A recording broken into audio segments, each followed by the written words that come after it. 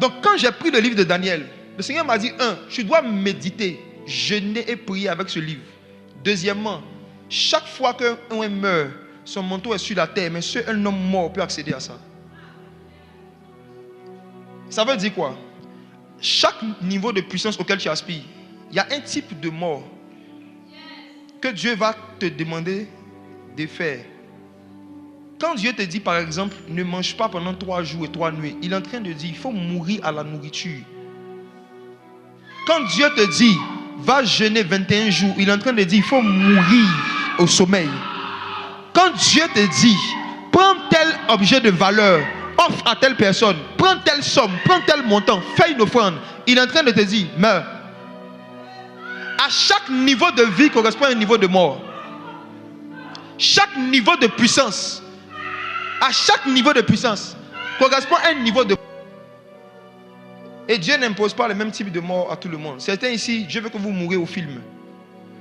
D'autres, Dieu veut que vous mouriez aux perruques. Il y en a ici qui sont appelés à mourir aux jeux vidéo. Il y a ceux qui sont appelés à mourir aux œuvres de la chair ordinaire qu'on connaît. Mais en général, la chose que Dieu te demande de laisser pour accéder à de nouvelles dimensions de puissance, en général, ce n'est pas un péché. C'est facile de renoncer à un péché quand on aime. Ce n'est pas un péché. Dieu rencontre Moïse. Moïse voit le feu, mais le feu ne lui parle pas. Moïse voit la dimension, mais il n'a pas accès à la dimension. C'est comme toi, tu vois le feu, mais est-ce que le feu te touche? Tu vois l'onction, mais est-ce que l'onction est sur toi?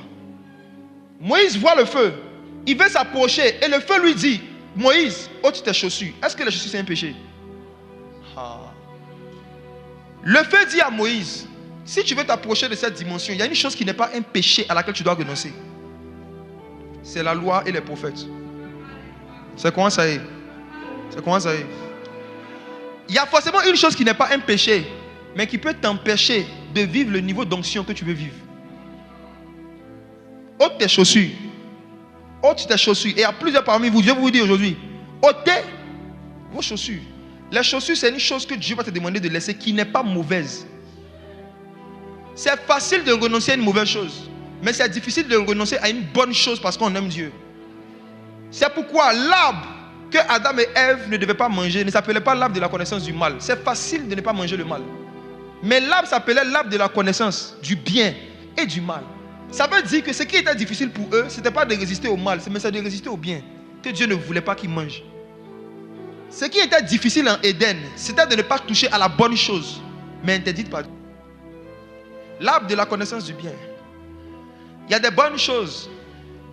Il y a des bonnes choses. Comme par exemple dormir 8 heures de temps. C'est une bonne chose. Dormir 8 heures chaque soir, c'est une bonne chose. Mais si Dieu veut te préparer à devenir plus spirituel que ce que tu es, il peut te dire, toi, débrouille-toi. Mais ce n'est pas normal que le soleil s'élève. Ce n'est pas mauvais de dormir jusqu'à 9 heures. Mais pour la dimension que tu cherches là, tu ne peux pas dormir comme un cadavre et être utilisé comme un vivant. Nous sommes arrivés dans une saison où le Saint-Esprit cherche des gens sérieux. Il cherche des gens sérieux. On renonce au mal pour aller au ciel, mais on renonce au bien pour aller à l'onction.